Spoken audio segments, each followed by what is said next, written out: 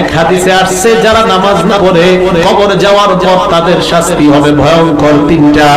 এক নাম্বার ইয়াদিকুল কবরু আলাইহি হাত্তা তাখতালিফা আযলাউহু, কবর এমন ভাবে তাকে চাপ মারবে তার শরীরের হাড্ডিগুলো একটা একটার মধ্যে ঢুকে যাবে।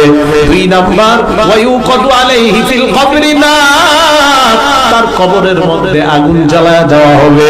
তিন নাম্বার ওয়ায়ুসাল্লাতু আলাইহি ফিল কবরি সুবান, তার কবরের মধ্যে বিশাল বড় একটা অজগর সাপ দেওয়া হবে।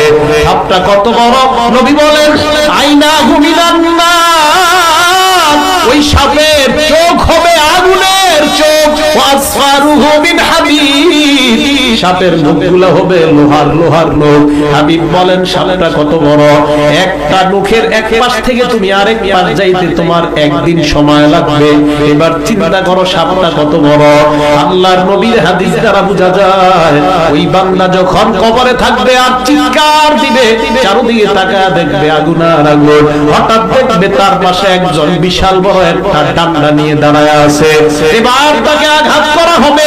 আঘাতের পর নবী বলেন ইয়াসিহু সাইহাতান, এমন জোরে একটা চিৎকার মারবে ইয়াসমাউহা কুল্লু শাইইন ইল্লা সাকালাইন, দুনিয়ার জিন আর মানুষ ছাড়া তার চিৎকারের আওয়াজ সব হাইওয়ান জানোয়ার শুনতে পাবে।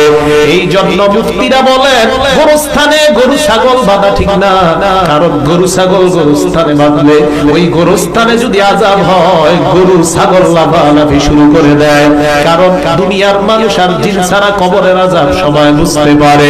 তাই নবী কবরের সামনে বসে বললেন সাহাবাদের দল, এই কবরের আযাব থেকে তোমরা আল্লাহর কাছে পানাহ চাও। কেন নবী এই কথা বললেন? অন্য বর্ণনায় বলেন ফাইন্না জামিনহু ফামা বাদাহু আইসার, আল্লাহর নবী বলেন কবর থেকে যদি রেহাই পেয়ে যাও এর পরের ঘাটিগুলা তোমার জন্য আল্লাহ একদম পানির মতো সহজ বানায়া দিবেন।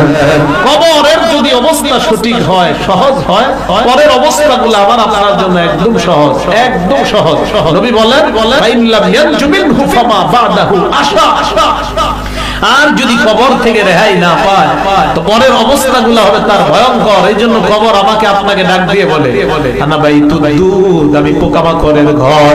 আমাকে আপনাকে কবর ডাক দিয়ে বলে আনা বাইতুল ওয়াহদা, আমি একাকিত্বের ঘর। আমার কাছে আসার আগে চিন্তা ভাবনা করে আসবা। আমাকে আপনাকে ডাক দিয়ে বলে আনা বাইতুল ওয়াহদা, আনা বাইতুল গুরবা, আমি অপরিচিত ঘর, আমার মাঝে কোনো পরিচয় নাই। কবর বলে আনা বাইতুল তুরাব, আমি